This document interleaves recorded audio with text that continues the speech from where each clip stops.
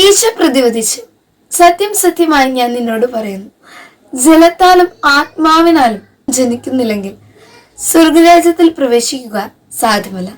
വിശുദ്ധ യോഹന്നാന്റെ സുവിശേഷം 3-ാം അധ്യായം 5-ാം വാക്യം.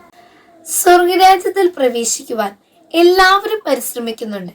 എന്നാൽ ഈശോ നിക്കോദോമസിനോട് പറയുകയാണ്, ജലത്താലും ആത്മാവിനാലും ജനിക്കുന്നില്ലെങ്കിൽ ഒരുവനും ദൈവരാജ്യത്തിൽ പ്രവേശിക്കുക സാധ്യമല്ല. സഭയിൽ ജലത്തിലും പരിശുദ്ധാത്മാവിലും ജനിക്കാത്ത ഒരാൾക്ക് യഥാർത്ഥ വിശ്വാസം പരിശീലിച്ച് സഭയിൽ ത്രിത്വത്തിന്റെ കൂട്ടായ്മയിൽ സഭയാകുന്ന സത്രത്തിൽ ഇവിടെ യാത്ര ചെയ്ത് എത്തിച്ചേരുവാൻ കഴിയില്ല.